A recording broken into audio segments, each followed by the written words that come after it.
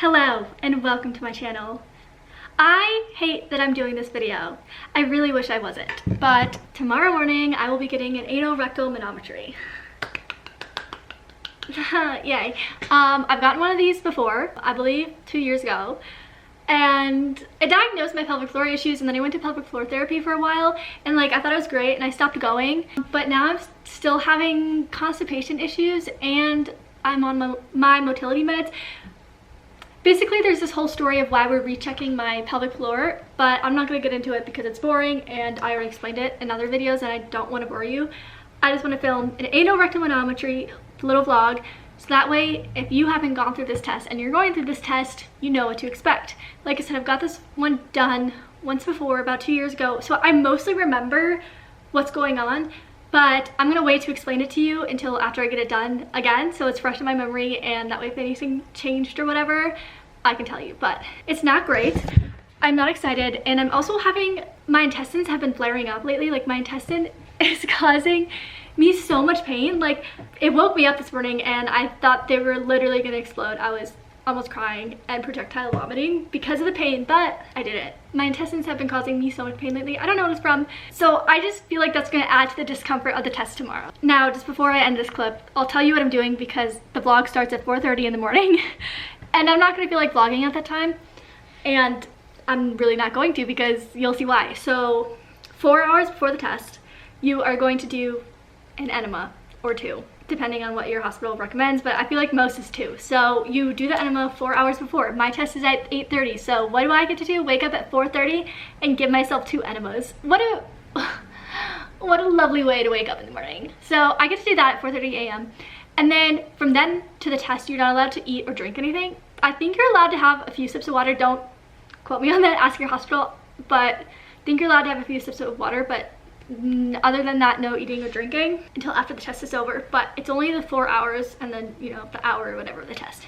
So that's what I have in the morning, and then there's no x-rays or anything, so you don't have to take out your jewelry or all of that. Everything that kind of happens is in your butt, so there's that. And I'm just gonna wear a comfortable top, comfortable bottoms, but obviously I had to take that off. Once again, they gotta access the holes, so that's great. But I will be wearing probably a sweatshirt, another crew neck. Ooh, should I wear my out of order one again tomorrow? Maybe I should, because it's so fitting. It is so fitting. But I will be wearing that likely, and then I'm not gonna flash you, don't worry. Unless you want that, then I'm sorry, that's not gonna happen.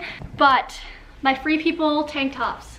Free People, if you're watching this, which you're never gonna watch this, send me one of these in every single color, because I kid you not, I wear these every single day. Every day. These have probably been washed 100 times. The cost per wear on these things, insane.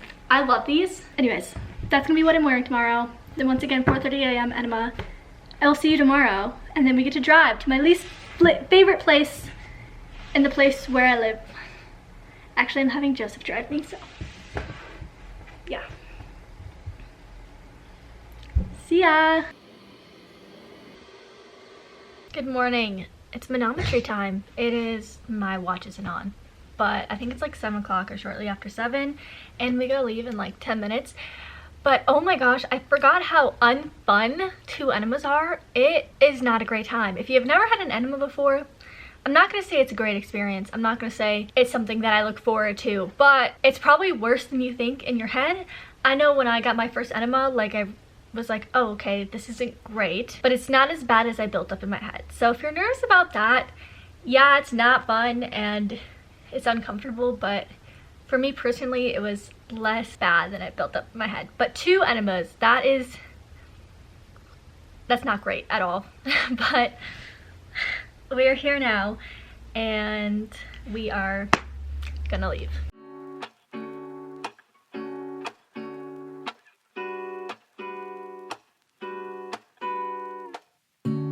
Lazy Sunday mornings, hiding under covers. I don't mind staying in with you.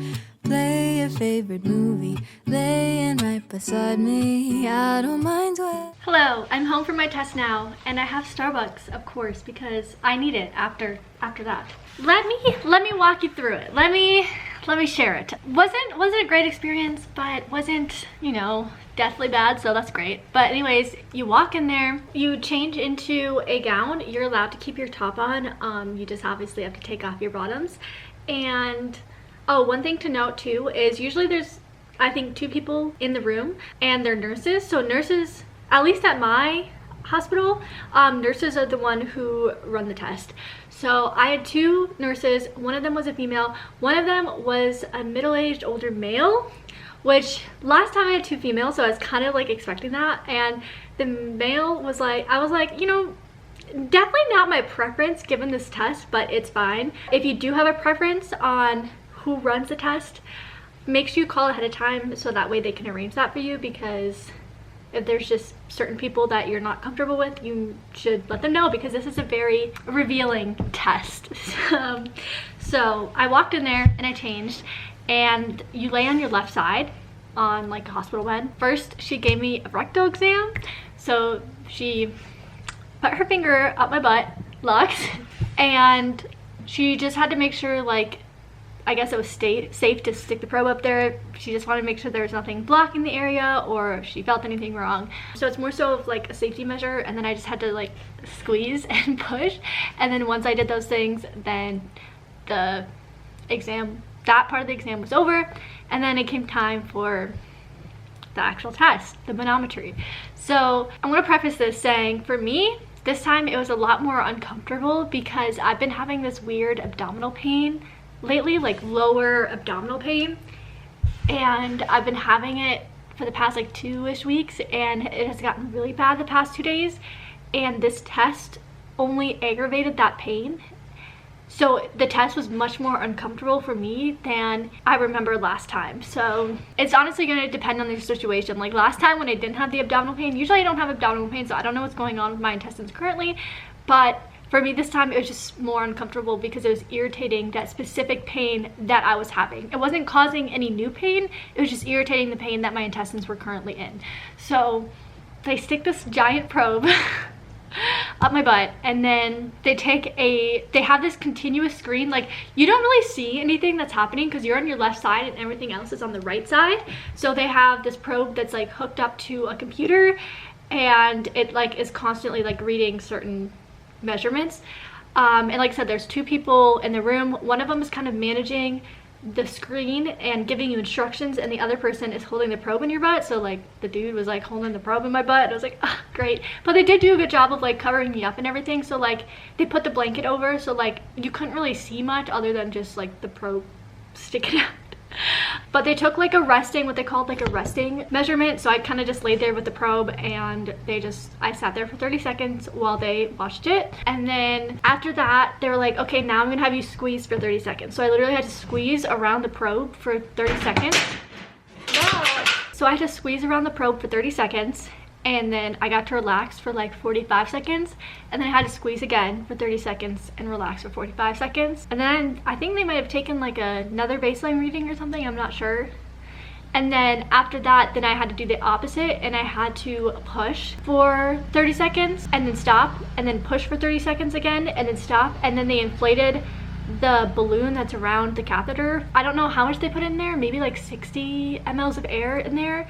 And then I had to do the pushing for 30 seconds again, and then they took the air out and I got to relax for a bit. And then after that I had to cough, and then they took the measurement, and then I rested for like 30 seconds, and then I had to cough again, and they took the measurement and I rested for 30 seconds.